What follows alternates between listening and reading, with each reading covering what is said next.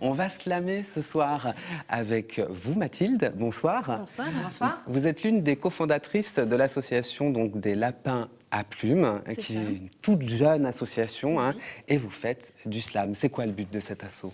Alors, le but de cet assaut, c'est de promouvoir le slam et ses valeurs à Nantes. En fait, le slam a toujours été porté par des personnes, et ça fait une dizaine d'années que c'est les mêmes personnes qui font vivre ce mouvement-là sur la ville de Nantes.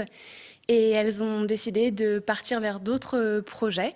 Et on a pensé que c'était important et que c'était à notre tour de mettre la main à la pâte. En fait. Ouais, c'est ça. Et il fallait... Juste, c'est quoi le slam? Imaginons que nous ne connaissions pas. Si on devait expliquer à quelqu'un, vraiment un pur néophyte, comment on décrit le slam? Pour expliquer ce qu'est le slam, je pense que le mieux, en fait, c'est d'expliquer comment il a été créé. Il a été créé en 1985 par un Américain, Mark Smith, à Chicago, qui trouvait que les cercles littéraires étaient très intéressants, mais qu'ils étaient un peu ennuyeux. Et que, par contre, les matchs de baseball n'étaient pas très artistiques, mais que, par contre, on s'y amusait bien.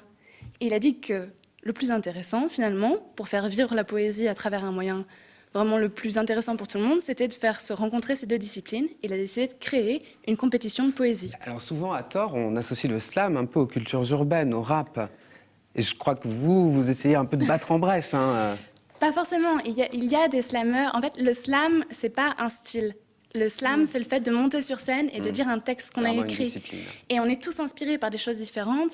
Et il y en a, certains d'entre nous, c'est pas forcément le cas de tout le monde, qui sont très inspirés par les cultures urbaines et qui font des choses qui se rapprocheront du style du rap. Mais ça reste du slam quand même. Alors avec votre association des Lapins à Plumes, vous proposez des concours de slam, hein, je crois. Oui, c'est ça. Le slam se vit sous deux façons différentes. Il y a des concours de slam, ce qu'on appelle les vrais scènes slam. Il y a aussi des scènes ouvertes qui existent sur Nantes. Et nous, avec l'association, on propose donc des scènes slam. C'est un rendez-vous mensuel au Live Bar pour l'instant. En fait, le principe, c'est que chaque personne peut venir, s'inscrire, monter sur scène. Et on choisit, juste avant le début de la scène, un jury dans le public qui attribue des notes. Et donc, c'est en cette forme-là que c'est un tournoi, mais la compétition est assez accessoire, finalement. Ça doit être un peu stressant, quand même, pour les gens du public, de dire, je me lance, c'est que des gens qui sont très habitués, au fond, qui pratiquent.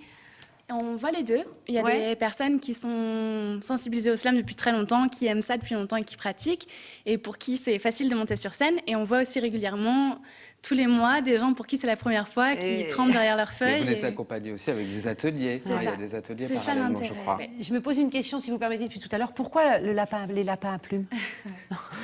Quand même. Alors, en fait, ça a commencé comme une blague, un surnom de lapin, qui est resté, comme tous les surnoms idiots qui restent. Ouais. Et voilà, on s'est dit que finalement, notre identité, elle était là, et que s'il fallait trouver un nom, il fallait pas chercher si loin. Et lapin à plumes. On trouvait que ça sonnait bien. Alors, on va accueillir un lapin que vous connaissez, puisque c'est le cofondateur aussi avec vous de l'association des Lapins à Plumes. Son nom de scène, c'est Tom Tom, c'est un slammer, et il va nous faire une démonstration. Alors, on va le laisser s'installer sur notre plateau. Voilà. Bonsoir Tom Tom. Bonsoir. C'est à vous. Très bien. Alors, sur un texte qui s'appelle La Peintre. Un astre de cire trône au milieu d'une table. Une femme se baisse, ouvre son cartable. En ressort de son ventre une pochette cartonnée qui frémit et palpite. De vie semble animée. Une boîte de Pandore, dedans des pinceaux, des crayons. Elle s'assoit sur une chaise, pas un bruit dans la maison. Immersion dans son être, elle ouvre une porte secrète et par son travail retranscrit le maelstrom dans sa tête. La pointe crisse, répond aux élans de sa maîtresse. Les courbes obéissent aux ordres de la prêtresse. Elle calligraphie, pose sa griffe, lacère et par son art apostrophe les frimas du solstice d'hiver. Sous ses caresses, le grain blanc s'efface, les idées noires périssent quand l'obscur envahit l'espace, les pièces s'assemblent, si belles, sibylline, mais lorsque sa main tremble, elle souffre, je le devine. Elle trace sans omission, ni émotion de censure, les cris de son cœur et par son trait capture les cadavres tapis au fond de son subconscient. Elle ressuscite sciemment et à l'encre de sang ses souvenirs dégueulasses et même elle en rigole tandis que sous sa paupière se creuse une rigole. Le papier se délecte de cette larme salée. Ses cauchemars en face, elle se sent sale et souillée. Cette cantatrice de l'esquisse calcine ses pensées malsaines, croque des scènes assassines, des gouttes d'horreur diluviennes, les idées viennent automatiques, étale un pantin mécanique, en état de transe couche le tragique sur une toile un triptyque. Tac, tic, tac. Merci. Super.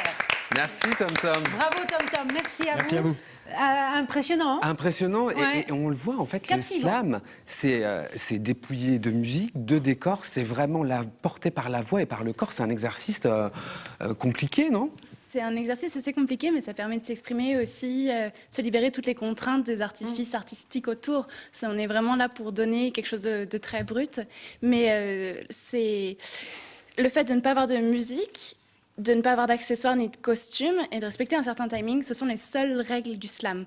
Donc on a un cadre précis. D'accord, il y a quand même des règles. Il y a des règles, Parce ouais. que c'est vrai que pour la poésie classique, on a des règles d'écriture. On a les alexandrins, les sonnets, enfin c'est un peu ce qu'on connaît. Un peu.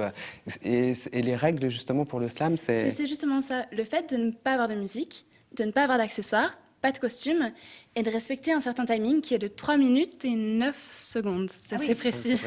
3 minutes et 9 secondes. Précisément, En tout cas, c'est bien aussi de redire qu'il ne faut pas avoir peur d'aller écouter du slam. Voilà, c'est captivant et on n'est pas obligé d'être un féru et un érudit en poésie. Non, non, pas du tout. Voilà. Et ce qui est intéressant aussi sur une scène slam, ce qui fait que toute personne peut venir écouter, c'est que donc, cette fameuse règle des 3 minutes, c'est que pour qu'il y ait un maximum de poètes différents qui puissent passer, et s'il y a tant de poètes différents qui ont plein de styles différents, vous y trouverez forcément quelque chose qui vous plaît.